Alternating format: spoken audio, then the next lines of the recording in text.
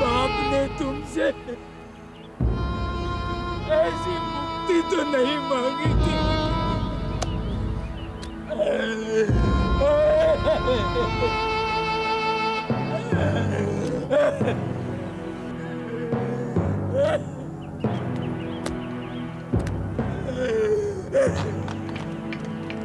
हाँ साहब बैठ।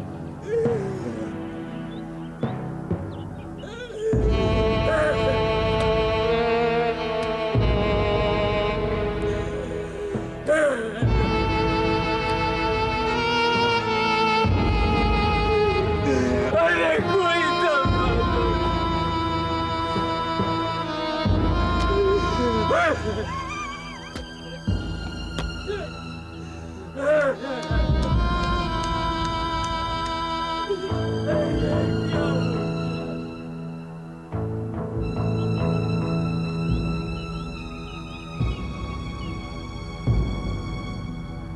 मेरे प्यारे दद्दा, हम तीनों को क्षमा करना। तुम्हारी चिंता और दुख अब हमसे देखा नहीं जाता। हम तीनों इस संसार से विदा ले रही हैं। हमारी मौत की जिम्मेदारी केवल हमारे ऊपर है। आपकी मेनका रंभा उर्वशी। ये किसकी लिखावट है? बड़ी बेटी मेनका की है। बड़ी बेटी? ऐसा कीजिए शर्मा जी कि पंडित जी को थोड़ी देर के लिए पुलिस स्टेशन ले आइए।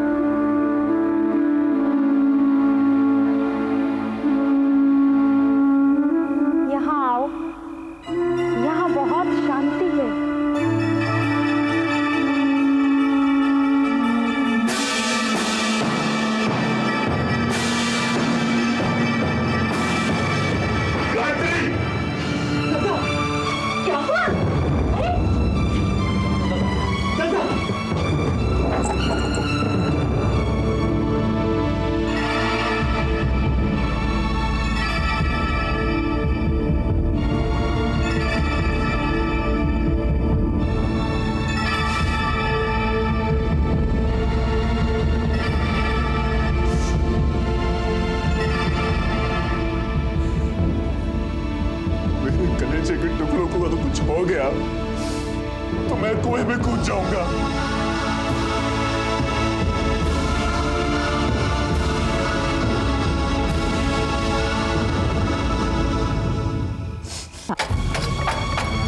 गायत्री शर्मा यहीं रहती है।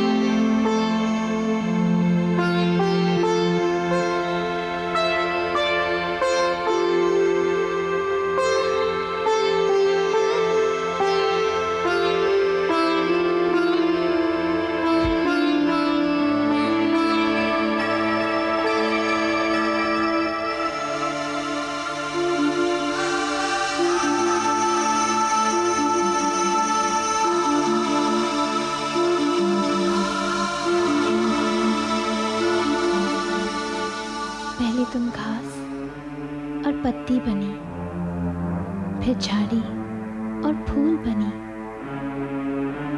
फिर तितली, गिलहरी और गौरैया बनी, फिर मेंढकी और लोमड़ी बनी।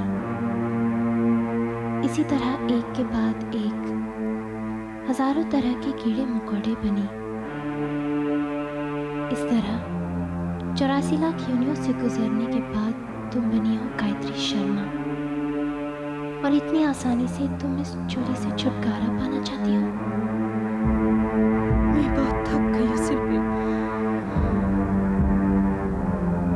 इस घर में कई लोग थक गए हैं, लेकिन सांस ले रहे हैं ना।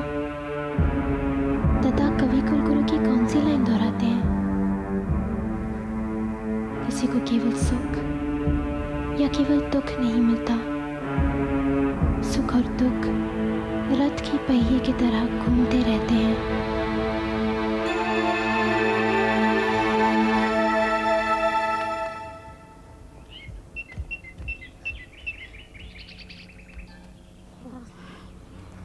अगर गायत्री तुम्हें कहती कि मेरे साथ फांसी लगाओ तो तुम मान जाती? आत्महत्या बुजदिल करते हैं। मेनका, रंभा और उर्वशी से अपने पिता का दुख देखा नहीं गया। तुम पर दद्दा के दुख का कोई असर नहीं होता। मैं कोई नौकरी ढूंढती। गायत्री नौकरी नहीं कर सकती। तभी मैं कहती हूँ मध्यम वर्ग की लड़की के लिए पढ़ाई बहुत ज़रूरी है, ताकि वो अपने पैरों पर खड़ी हो सके।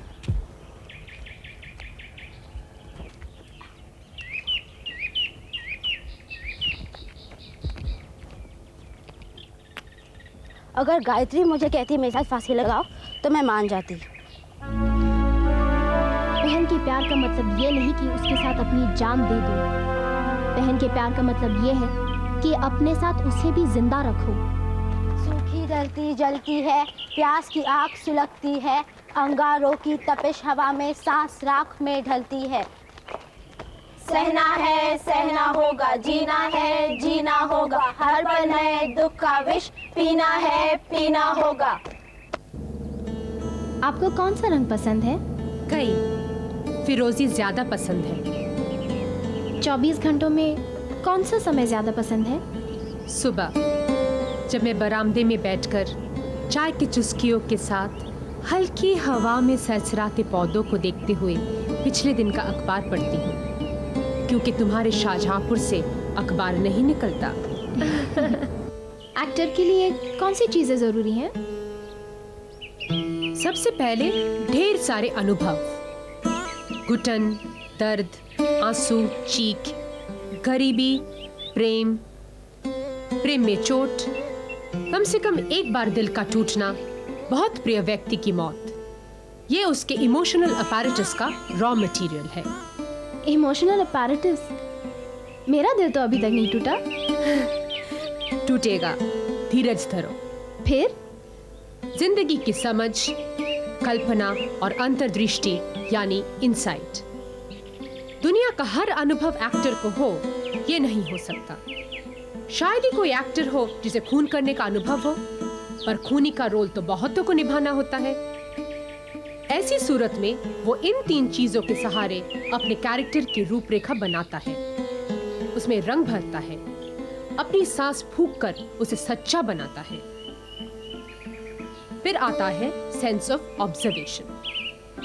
अपने आसपास ध्यान से देखने की आदत डालो। वो आदमी कैसे चल रहा है, ये लड़की कैसे हंस रही है, उसको गुस्सा कितनी जल्दी आता है। ये चीजें अपने मेंटल फाइल में इकट्ठी होती रहती हैं और आगे चलकर अपने क्राफ्ट को मांझने में मदद देती है। एक एक्टर का माध्यम क्या है?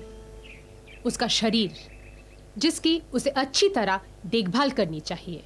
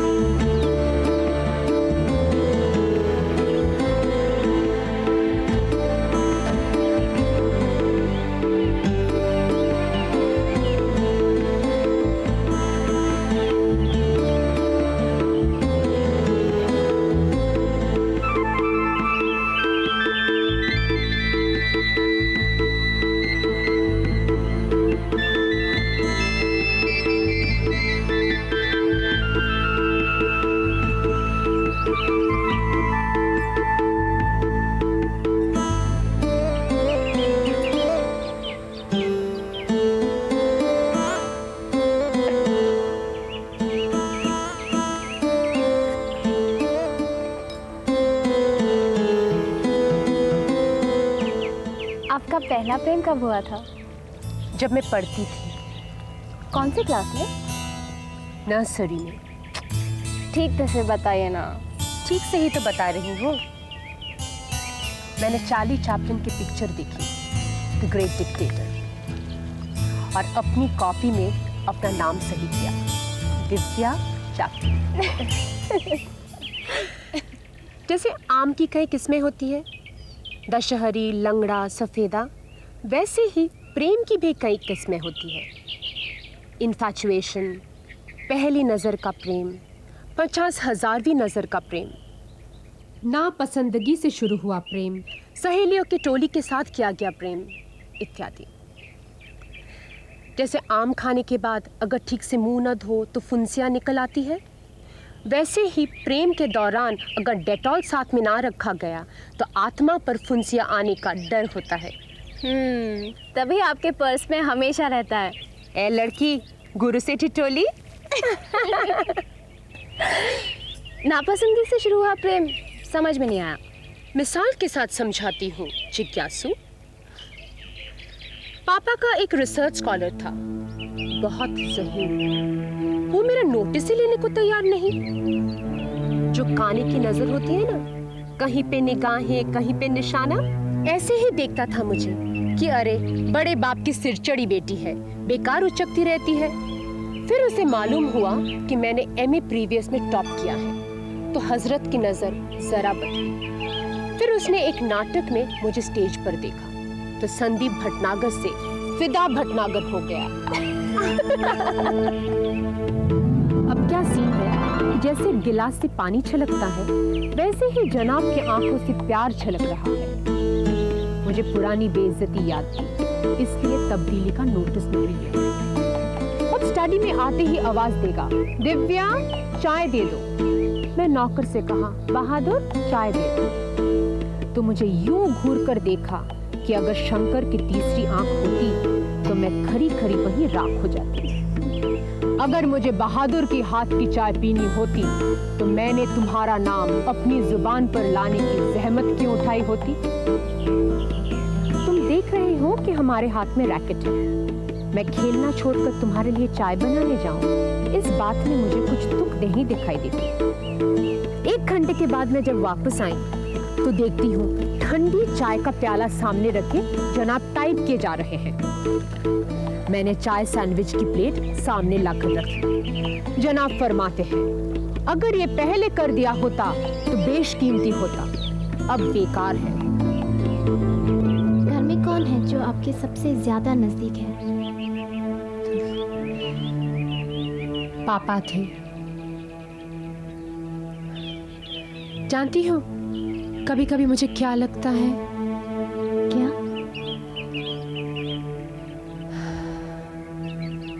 मैं तुम्हें ऐसी बात बता रही हूँ जो मैंने किसी को नहीं बताई। मम्मी मन ही मन मुझसे जलती थी, क्योंकि मैं पापा के इतने करीब थी कि वो अपने को हमारे सर्कल से बाहर महसूस करती थी। परंपरा के अनुसार लड़की माँ के ज्यादा करीब मानी जाती है। दादा से मेरा हमेशा वैचारिक महाभारत था है,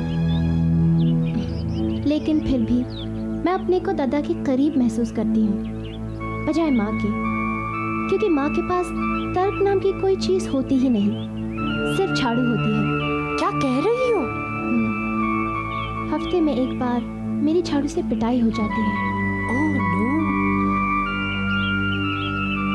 गनीमत है कि सिर्फ झाड़ू है, वरना हमारे महान वंश में जन्मते ही लड़की का गला घोटने की परंपरा रही है। और फिर मेरी कारगुजारियां देखकर माँ को हमेशा अफसोस होता है कि वो परंपरा फिर से लागू क्यों नहीं की जा सकती।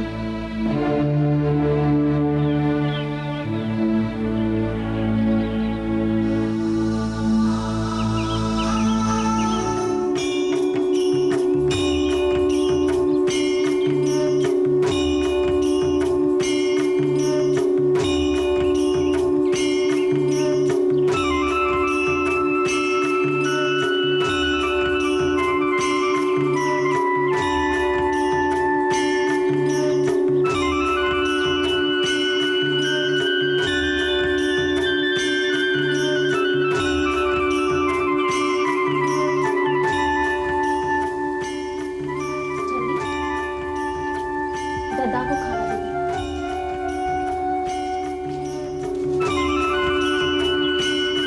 दद्दा लो खाना खा लो। नहीं बेटा, आज से मेरा प्रजापति व्रत है। अब कितने व्रत रखोगे? मंगलवार का निर्जल उपवास तो चल ही रहा है। व्रत की आत्मशुद्धि के लिए है। मुझे ईश्वर पर क्रोध आने लगा है। तुम्हारी देह में इतनी सामर्थ्य है? अब 3 दिन 22 कौर के सहारे रहोगे और फिर 3 दिन 26 कौर के सहारे काटोगे। इस बहाने दिल की परीक्षा भी हो जाएगी।